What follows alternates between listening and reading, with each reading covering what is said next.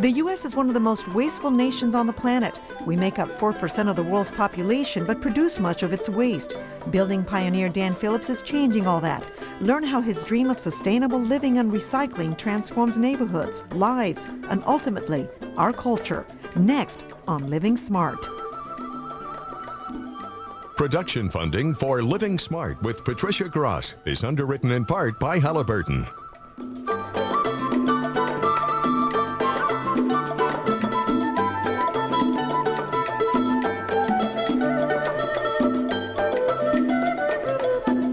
I'm Patricia Gross. Welcome to Living Smart, the show designed to help you get the most out of life.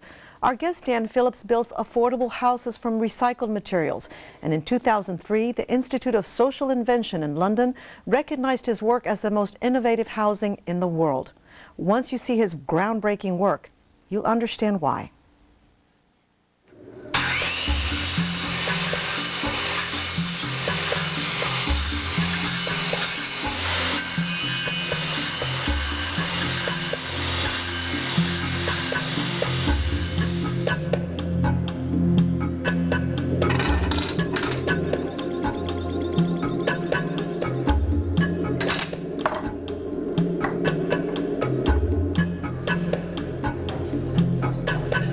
Dan Phillips builds dreams with recycled materials.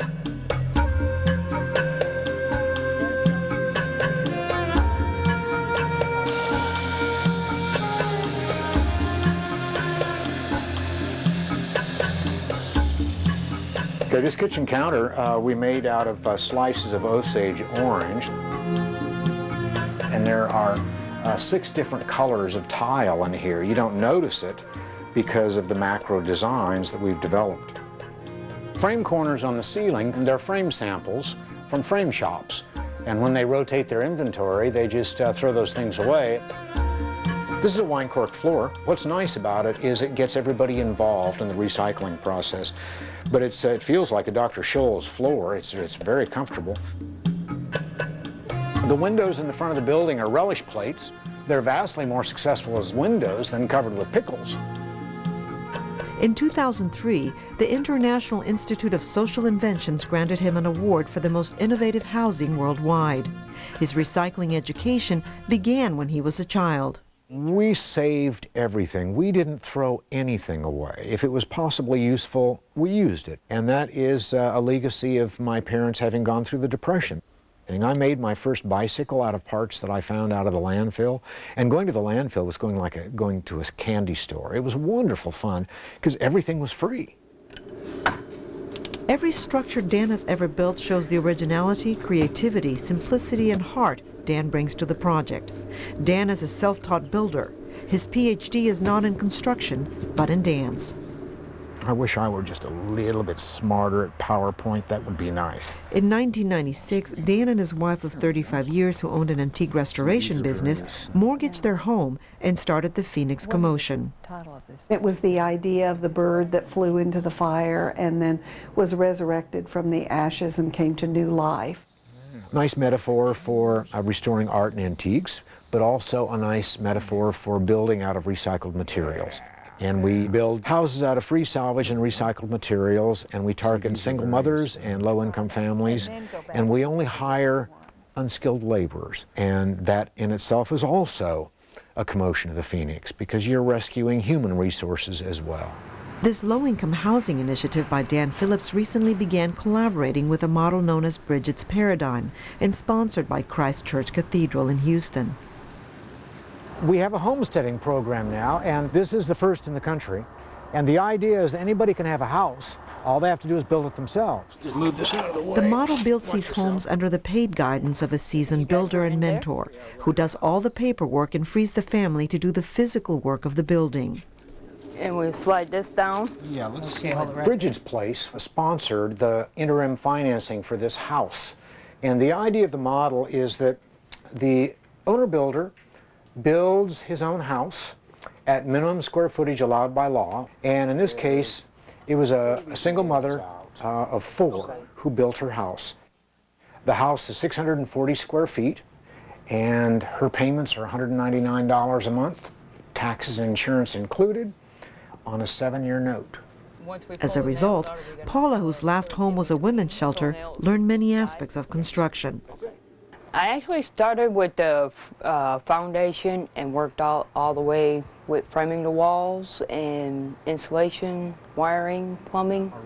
But with Dan, step by step showing me how to do it, it all worked out. If you know that in your mind, that in your heart that you built it, then your kids or your family also realizes that it means even more to you, so it helps you get through a lot of things better. Okay, Barry, yeah, go on that one corner there. Today, Dan also mentors Rachel and Barry, who are in the process of building the foundation for their own first home. 11/16, 54 and 11/16. Without a program like this, there's no way we would have been able to build our home out here. Financially, it just would have been, it's something that we never could have even attempted to do without the programs that we've been able to access. What do you think? Yeah, I think so. To be able to do what he does, Dan convinced the city of Huntsville to provide a warehouse to rescue usable building materials. For legal reasons, you can't get materials from a landfill, but you can arrange for those materials to go into a warehouse, which is what they did. We indeed are building whole houses out of what otherwise is headed to the landfill, which can amount to about 75% of the houses they build, and with a quality of materials that often enough are way beyond what the middle and upper class can afford. One of his most creative structures is a treehouse he's built for an artist. Brian Benford will be the first to live in it. It's really hard to find a good workspace as an artist. You know, you end up getting housed in garages, sheds, any place you can find. You know, you'll throw a tarp over something just to be able to work in it. And this is going to be a real treat to have an opportunity to have a nice studio space to work in. And maybe if we did that outside the window, or outside here, you could see it from the window up here as well. The treehouse itself is more of kind of just a place to shower, use the restroom, cook, and sleep. And so it's a perfect space for me to be working in and living in. I saw a hawk here yesterday. Did you? A big one. What do you do with 15,000 DVDs? Well, you know, there are a number of possibilities here. They're kind of cool, just even as a let me unit, too. The possibility of repetition is intrinsic.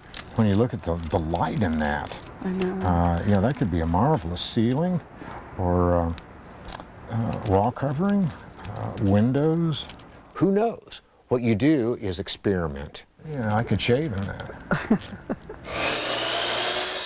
After building over a dozen successful structures in Huntsville, Dan wants his concept adopted all over the country. The next stop is Houston. We're in the 5th Ward here, and behind me is what I believe used to be a very large rice mill, one of the largest in Houston. The owner recently donated the land for future recycled homes. Room for 15, 20 houses. And if we conceive of this whole initiative as being something that anybody can do in any kind of a marketplace situation, the banks are on board, the real estate people are on board, the municipal infrastructure is on board, everybody works together to make this work. And Dan hopes, as he's done in the past, to break with tradition, change the face of a once blighted neighborhood, and empower other communities to do the same.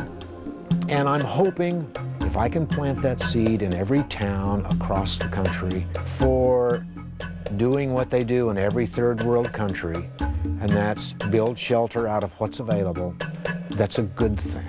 That's a good thing.